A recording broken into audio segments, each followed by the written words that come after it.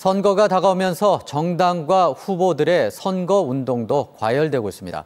한 표라도 더 얻기 위한 노력으로 평가할 수도 있지만 정책과 공약은 사라지고 네거티브 전략이 판을 친다는 비판도 만만치 않습니다. 송혜림 기자입니다.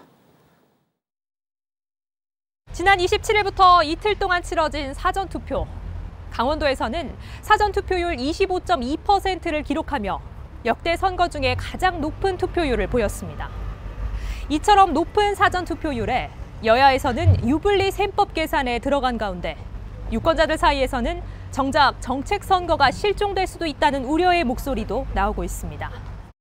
더불어민주당과 국민의힘은 거의 매일 한두 개 이상 논평을 쏟아내고 있습니다. 상대 당의 정책이나 선거운동 비판, 후보 개인의 신상 비난 등이 대부분입니다. 강원특별자치도 같은 경우는 서로 자신들이 이뤄냈다는 공을 다투는 데 집중했습니다. 이달 들어 양당 도당이 서로 비판한 논평만 30개가 넘습니다. 강원도 선관위에 접수된 선거 관련 고소 고발도 15건에 달합니다. 정책과 공약 홍보보다는 흠집 내기에 치중했다는 평가가 나오는 이유입니다. 지방선거는 국정안정론과 정부 견제론과는 무관하죠. 어떻게 보면 그 국정안정론과 정부 견제론에 빠지면 지방선거가 굉장히 희석될 가능성이 큰데요.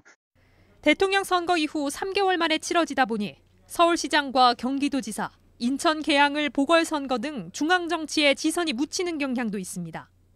일부 후보들의 선거 공보물에 대통령이 자주 등장하는 것도 대선 효과를 이어가겠다는 전략으로 풀이됩니다. 1년에 3조 6천억 원의 예산을 다루는 교육계 수장을 뽑는 교육감 선거는 아직도 부동층이 줄지 않아 우려됩니다.